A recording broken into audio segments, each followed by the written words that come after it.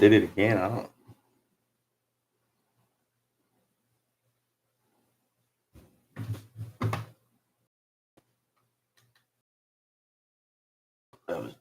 I had the thing turned on.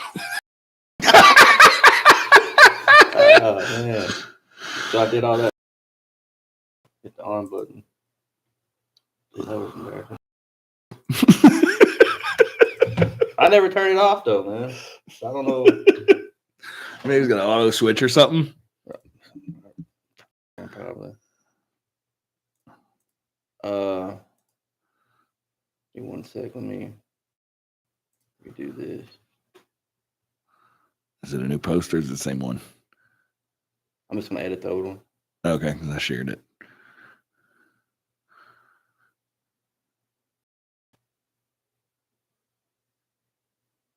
Yeah, so I edited the old one, so they should be able to open it up.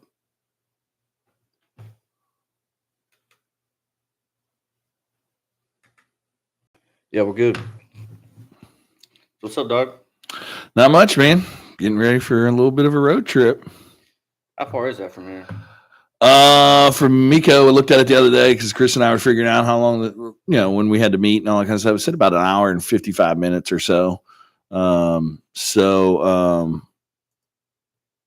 yeah, about 2 hours, give or take. It's just not an easy way to get there, really. So no, that's what I was thinking. So for us, because we're gonna have to go to Newcastle first, and even from Newcastle, it's like an hour and 40 minutes. Yeah, it's just one of those. From Newcastle, you'll probably go up to the city and then cut over 40. But yeah, from here, you got to go. Carnegie, Weatherford is probably the easiest way to get up there. Yeah, you're gonna drop by my house.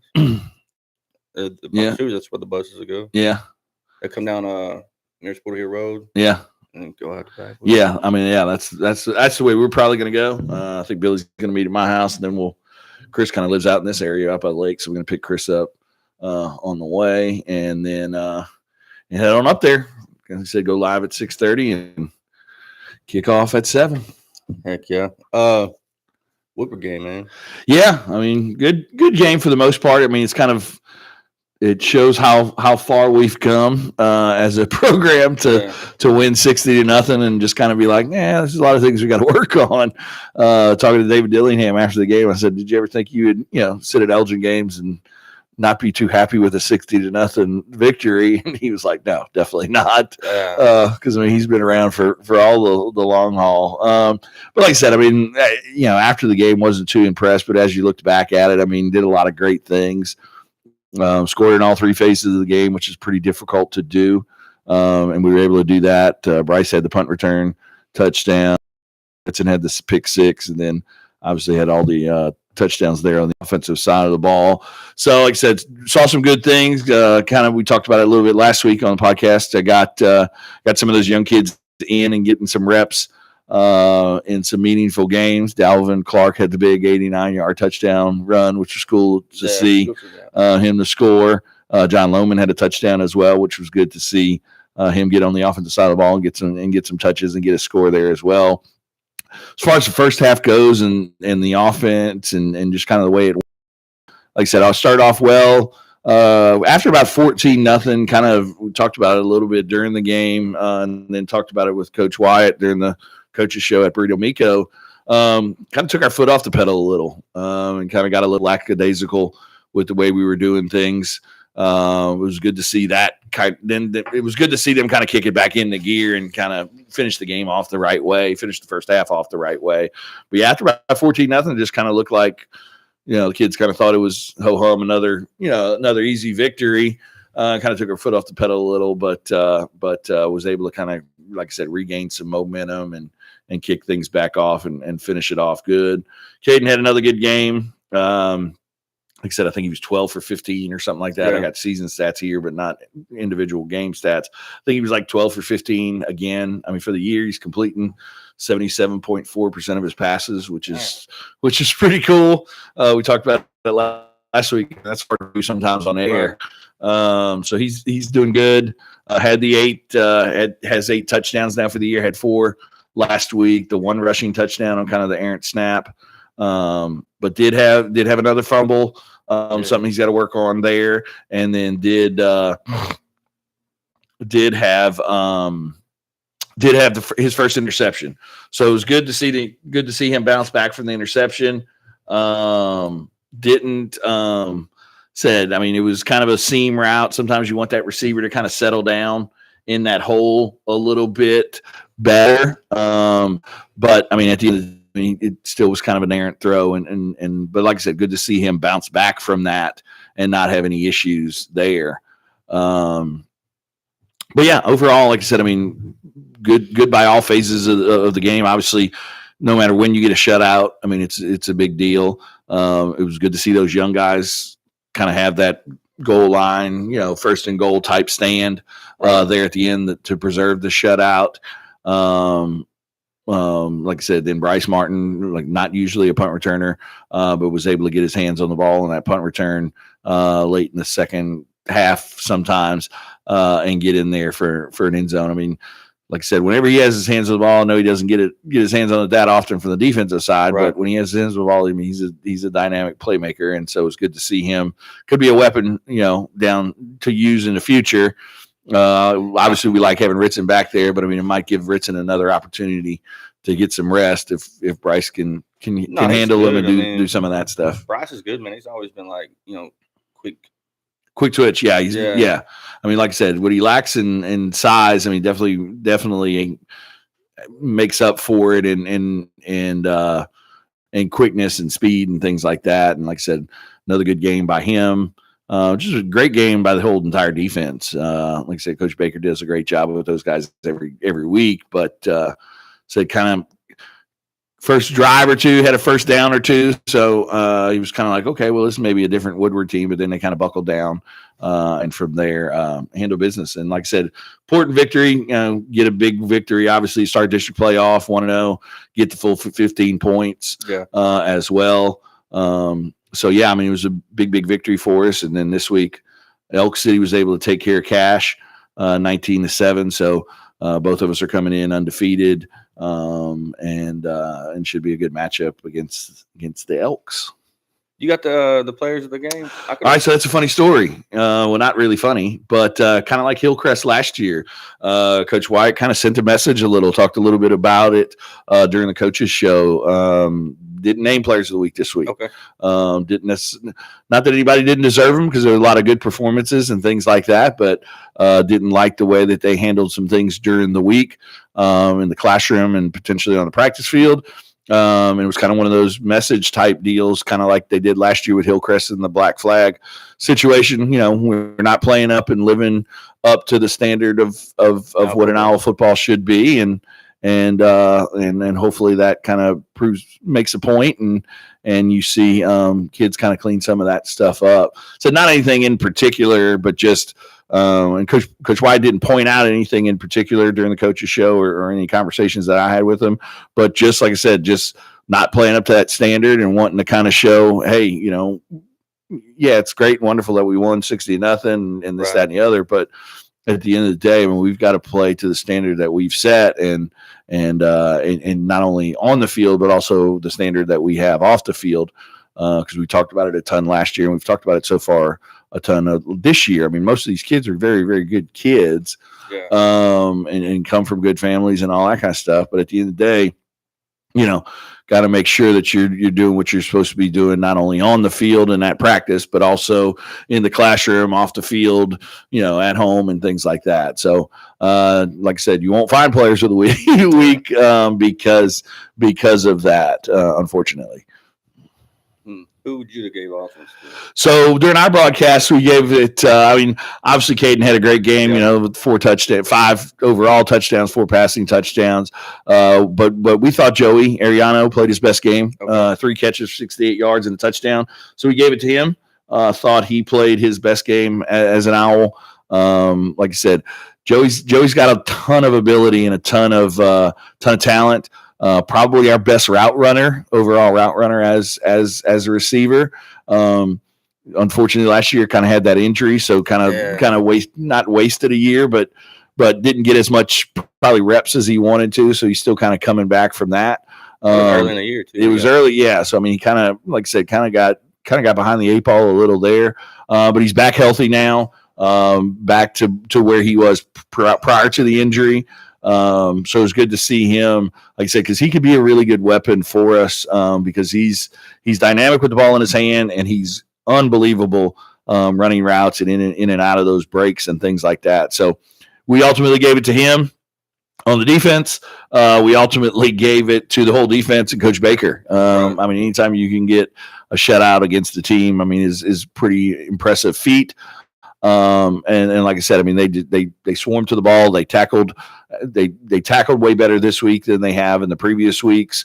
So not that saying anybody didn't shine or anything like that. Obviously, Richardson had the pick six. Phillip played fairly well as well. Tiny played fairly well.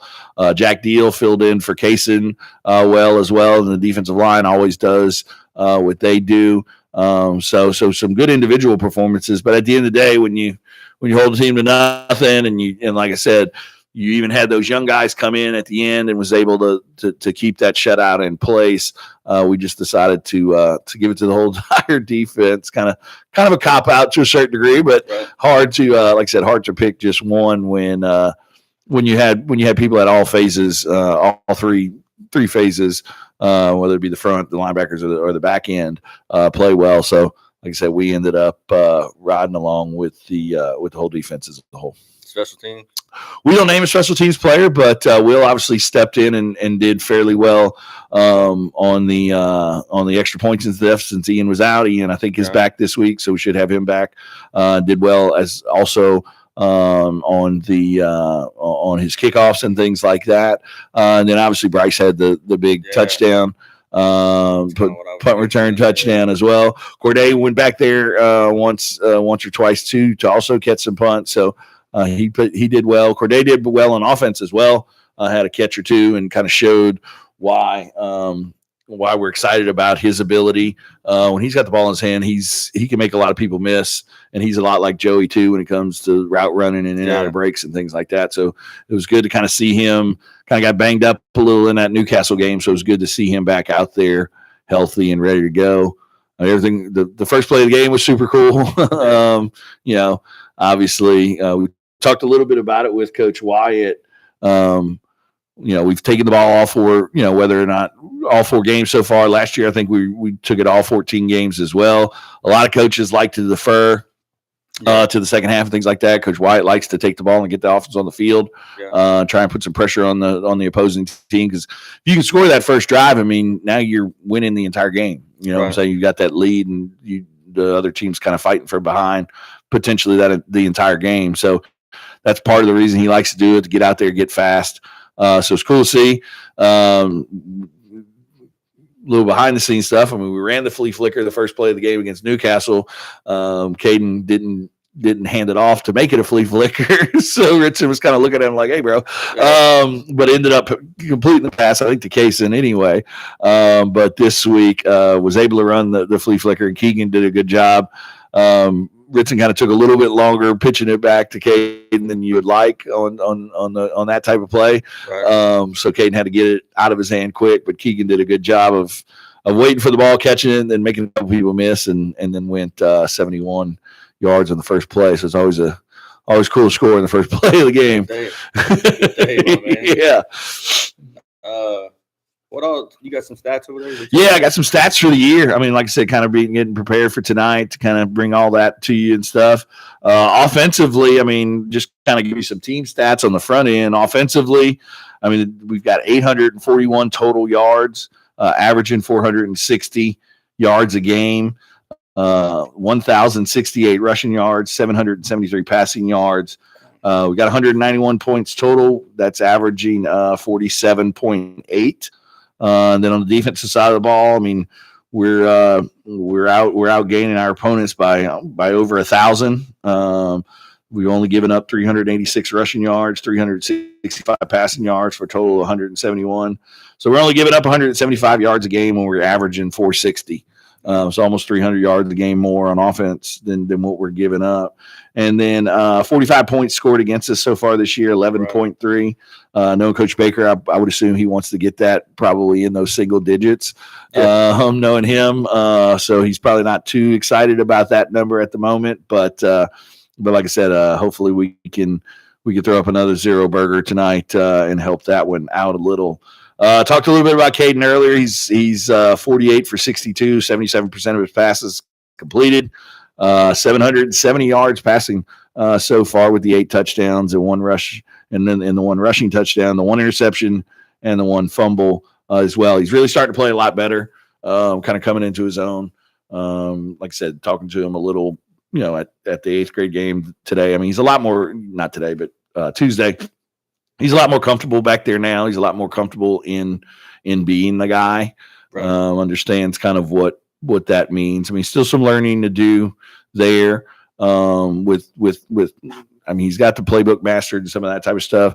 But like I said, as a quarterback, you're always constantly you're the most critiqued person probably on the team because that's just what everybody knows. So he gets the ball every time. Yeah, he gets the ball every time, and I mean, it's just with that position, you're just forced into being a leader and things like that as well. So some things he can still work on. Ball security, like I said, only the 2 turnovers in 4 games, which is not a bad deal at all. But like I said, kind of when he moves around the pocket, some's got to get a little bit better with 2 hands on the ball. Right. Kind of drops it and kind of has it in one hand down low. Fumbled again. This time he fumbled out of bounds, luckily. So no against Woodward, no turnover there, but kind of did the same thing he did against Newcastle a little. So he's working on it. And I think he'll get better at it every game. Things are starting to slow down for him a little. So really looking forward to like I said, seeing him mature and really looking forward to seeing where he's at, right. Week 7 or 8 next year to really understand that. Ritson's got over 600 yards of total offense, 519 rushing, 90 receiving, 14 total touchdowns in 4 games, 12 rushing, the pick 6 and the punt return. So, and I mean, like I said, on offense, defense, he's got 2 interceptions. He's got several forced fumbles. I mean, just Ritson stuff there. Braxton's got 220 yards rushing as well. The 2 touchdowns, also has 49 yards receiving, had the 1 receiving touchdown last week, which was good to kind of see. This year, we're using Ritson and Braxton a little bit more in the passing game, which is good to see.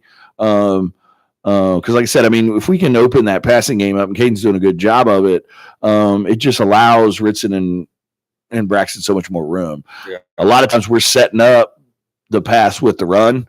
And at the end of the day, I mean, most teams are going to load the box against us because Ritson is who Ritson is.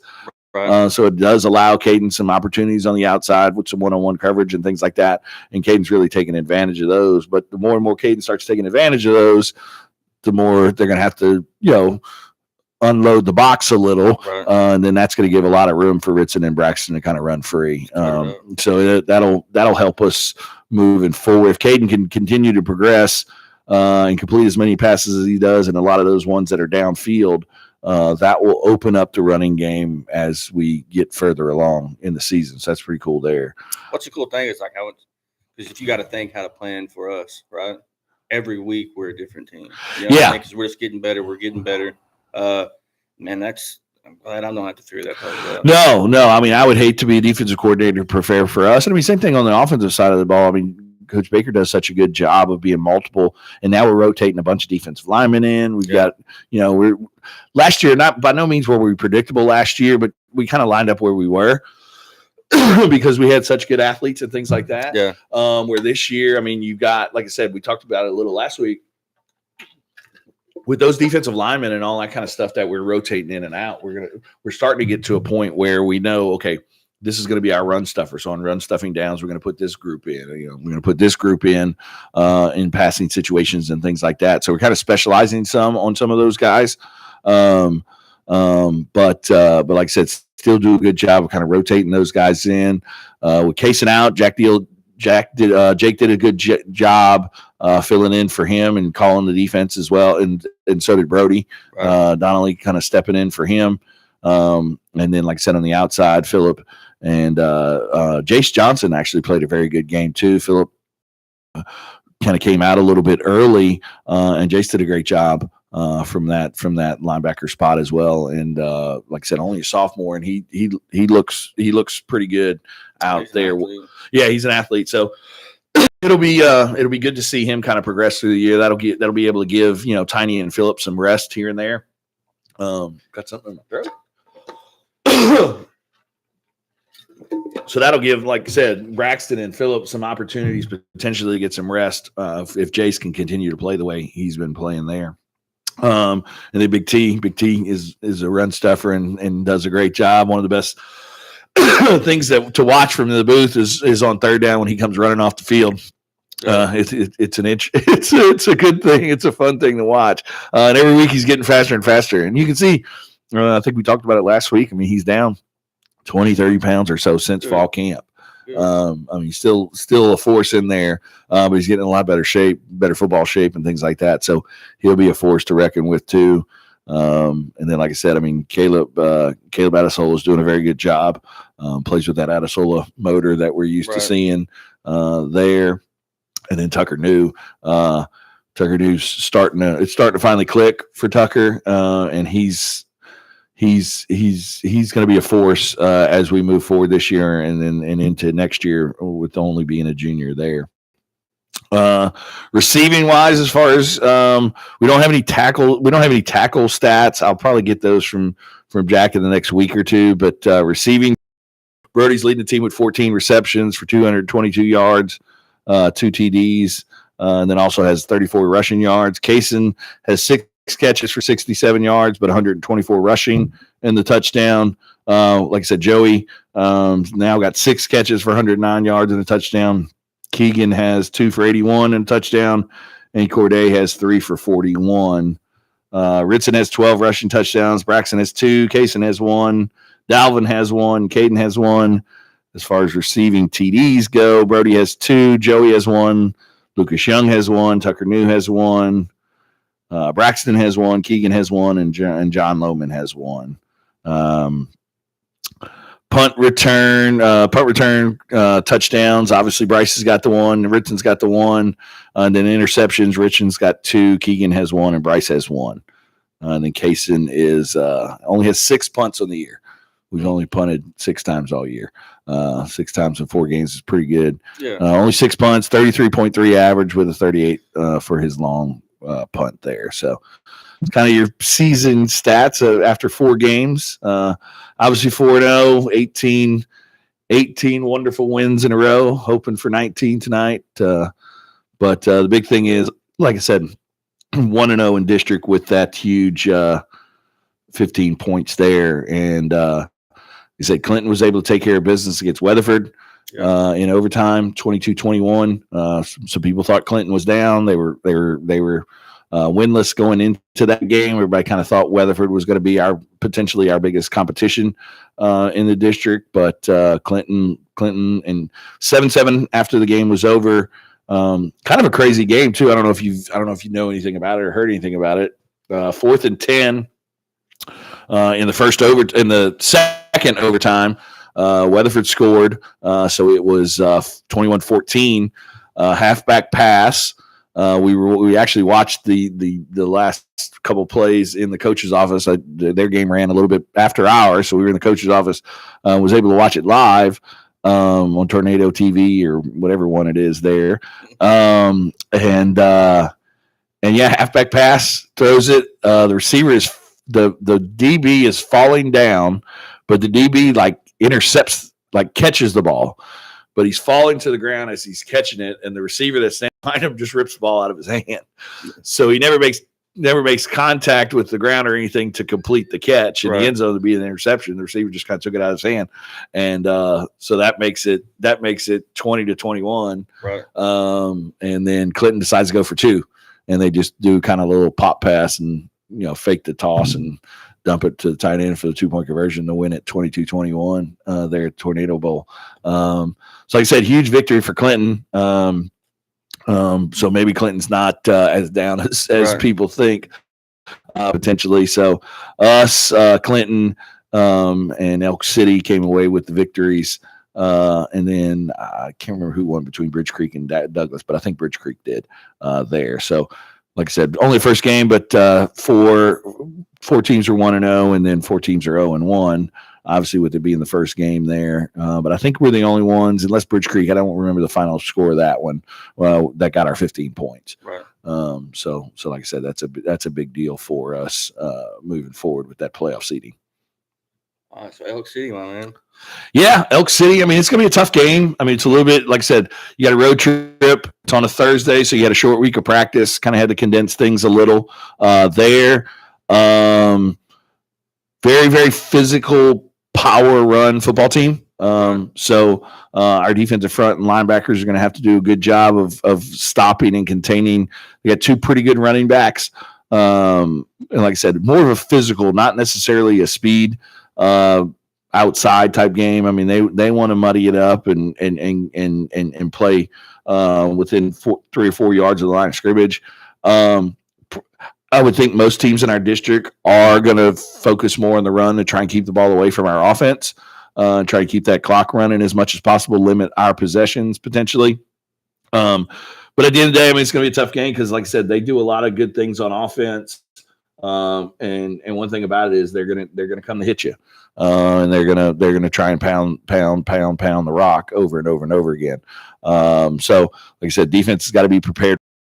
And in the backfield, Brody and John and Bryce and Keegan and Corday and those guys are going to have to do a good job as well, not lulling themselves to sleep. Because those type of teams, it's run. Then all of a sudden they try and hit something over the top. And if if you're not playing with good eyes, you're not playing with good leverage, and you get lazy, they can hit a big play on you in the passing game. And that's kind of how they operate as an offense. So those guys are going to have good eyes, but they're still going to have to be able to come downhill and make some tackles as well, because like I said, they do a good job of blocking up front. Their offensive line's fairly large. And those running backs are, like I said, big power runners. Defense, another cover 3 defense. The 3rd week in a row, we're kind of playing a cover 3 type of defense. That's designed to, like I said, gives you some opportunities in the passing game on some seam routes and things like that, some deep curls and some dig routes that we've kind of been throwing the last couple of weeks. So it'll be interesting to see kind of what kind of game plan we come with there. A lot of times with those cover 3 looks, I mean, you get a decent amount of people in the box, so they're going to try and stop Braxton and Ritson and force us to throw some. But like I said, pick your poison at this point with the way Caden's been playing lately and the way he's been completing passes. And like I said, you saw it in that Woodward game. I mean, by no means did we abandon the run, but Adam, I think Coach Castro is getting a lot more comfortable using Caden, not just on throwing downs. I mean, he's willing to, open it up a little on 1st and 2nd down and take some shots and things like that. So said should be one that we should win. Completely honest there. But like I said, you got to come to play. That's, every game 60 minutes. Well, not in high school is 48 minutes. Every game's 48 minutes. You got to play the full 48 to come out with a victory and things like that. But I think if we play up to the standard, and that's one thing we talked a little bit about with Coach Wyatt. I mean, at this point in the season, I mean, you want to get better every week. We haven't been perfect by any stretch. I mean, yeah, we're looking pretty good, and we're 4-0, and ranked either 1st or 2nd in whatever publication you want to see. But at the end of the day, we're not playing our best football yet. So what you want is to kind of be rolling into the playoffs if you're able to make it, playing your best football. And our best football is yet to come. Like I said, we've played some fairly good games and had some pretty good individual performances here and there, but I don't think we've played a complete perfect full game yet. Right. So that's kind of what we're striving for at the moment. So every week just got to get a little bit better at that, and then also got to get a little bit better on little things, penalties. We've got a decent amount of penalties, so we got to cut down on some of those. We got to fix some mistakes. One thing that's frustrating to coaches and anybody that's ever coached, it's frustrating as a parent too. I mean, you mess something up one week and then you come back to next week and do the same exact thing. And we have some of that going on here and there. So like I said, I mean, obviously use it as a learning tool. I mean, nobody's mad at anybody or anything like that because we're still, taking care of business and winning the games. But at the end of the day, you, like I said, coaches and parents as a whole. I mean, if I tell you to clean your room on Monday and Tuesday I'm having to tell you the same thing, we're all here. Yeah. I thought I told you that. Did you learn from your mistake? Things like that. So to put it in perspective for those that aren't coaches, that's kind of how the coaches are right now with certain things. There's a lot of good.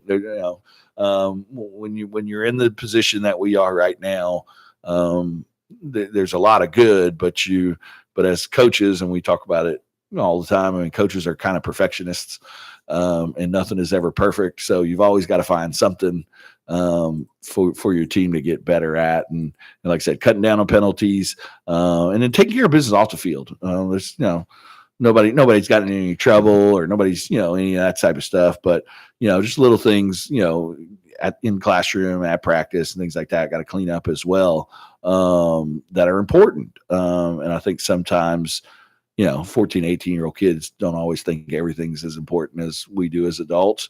But I mean, the game of football and sports in general would teach you a lot of life lessons, and this group is learning those as we're moving forward in the season. Yeah. We didn't go over the honors. Sixth captain, Jackson Deal. Yeah, Jackson Deal's had a great year so far. I mean, really turned it. Like I said, last year it was kind of that unknown guy of being the fifth Beatle or whatever you want to call it, as that offensive lineman. I mean, everybody, the big three. And then Hudson had started that year before, so Jackson was kind of the only new guy on the block, and did a great job last year, and has really just picked it up from this year. Playing a little bit more defense this year as well, so it's good to see that. So that's a very deserving award, and becoming a leader. Him and Jake both do a good job with that. Jake, like I said, Jake stepped in for Kaysen last week, playing that middle linebacker spot that calls all the defenses and stuff like that. And like I said, didn't really see much of a drop off there. I mean, different type of athlete to a certain degree than Kaysen, but didn't see anybody lined up incorrectly or any of that stuff. So I mean, obviously, did a good job there. So when you get in a position like that, and to not see any drop off there between, like I said, him and Brody did a good job of getting everybody lined up, calling the right calls and strengths and all that kind of stuff. So it was good to see that. But Jackson, like I said, just an anchor on the offensive line. And then, like I said, now that he's playing defense too, I mean, you could see him, he's using his athletic ability, and kind of technique and speed, to get in there and get some rushes in and things like that. So very well deserved. And, he's one of those, leaders, big time leaders, even though he's only a junior. Like I said, one of those ones that next year is in line to potentially be one of those, permanent captains with the way he's moving and progressing. Practice player of the week, Aiden Mayer. Yeah, good job of him, like giving a good look on both the offensive and defensive lines. Like I said, we talk about it every week. I mean, without those guys, I mean, it makes Friday that much more tough. Having competition at practice, given the Jackson Deals, and the Caleb Adesolas and things like that on D-line, a good look from those line positions are important, because the last thing you want is to get out there on Friday, and be like, this kid's way better than the kid I was practicing against, or like this kid plays nothing like the kid that I lined up with all week and all that kind of stuff. So, like I said, good to see him get that award. Like I said, the cool thing about getting that award is, you're out there with the captains and kind of get to see how the coin toss works and all that kind of stuff, and a cool deal there. I think he's a sophomore, right? I think so. Yeah. The Black Flag Bear. That a boy. Braxton Antuna. Yeah, I mean, like I said, been solid on the defensive side of the ball for 2 years now. Yeah. Like I said, last year had no idea how he was going to play there, if he would hold up, if he was big enough or whatever, and turned out to be a game changer at that position, and just kind of carried that on into this year, and expect him to do the same thing next year as well. And like I said, the offensive side of the ball gets a lot of publicity. On that end from scoring touchdowns and making the big runs that he does and all that kind of stuff. But very, very valuable for us on the offensive side of the ball, but his true value for us right now is on the defensive side of the ball. And he is a very good high school outside linebacker. Like I said, kind of short-wise undersized, maybe, and part of the reason we call him tiny, but at the end of the day, that wrestling background and all that kind of stuff, he's able to use his size to his advantage and his quickness and his speed with leverage and getting under blockers and, bending corners and things like that. And like I said, had a very good defensive game last week, had a couple pass breakups, kind of rushing the passer, did a good job on one or two plays that I can think of off the top of my head of, getting close, seeing the quarterback was about to get rid of it and knock the ball down. But like I said, well-deserved there. I know Coach Baker, thinks a ton of him on the defensive side of the ball and loves to use him in some opportunities at that anchor spot, at that outside linebacker spot, to do a good job there. Shout out Chris Hayes. He said he's ready for football tonight, and Trace Lure. He said, "What's up, Trace?" He said, "How are we doing, guys? Doing great, my man. Good to hear from you." Good to hear from you. I think he's back on his throwing routine now, so looking forward to Trace getting some maybe some run this year up there on the baseball field. Like I said, had a little bit of a elbow injury, surgery or whatnot during the summer. So like I said, ran into him a couple times during the summer. And he was almost healed, so hopefully he's healed and good to see him watching. Yeah, he's a hell of a quarterback. He was pretty good. Yeah, played a long time. Got a lot of records. Yeah, he did. It was 4-year starter, right? Yeah, he started. Yeah, about I don't know if it was game 2 or 3 of his freshman year, and then from there, kind of ran with it. And like I said, and then broke all his brother's records. It's always pretty cool. Yeah, Thanksgiving dinner's probably always fun. You might have been more talented, but I won state and have all the records. Yeah. That's kind of that trump card. Yeah. Shit, man. Final words? Like I said, Thursday night game, kind of a weird deal since it's not fall break to have a Thursday night game this kind of early in the season. But Elk City has, some kind of something up there tomorrow night, so I had to change the game. So hopefully you join us up there at Elk City. I know the Owls always travel well, but if you can't, obviously join us live on the Oklahoma Sports Network. We'll have all the action for you live. We'll go 6:30. Pregame show, 7:00 kickoff. Hopefully our camera guy makes it there in time and close. And does a good job tonight. But yeah, we're excited about this one. Another opportunity to get better, another opportunity to potentially continue on with the win streak, continue on, with the undefeated season and help a district play out. Would love to get those 15 points again, but at the end of the day, 2-0 in district is a cool thing to be. So come on out to Elk City. If not, watch us live. Here's your excuse to show up to work late on Friday. I'm signing everybody's permission slips.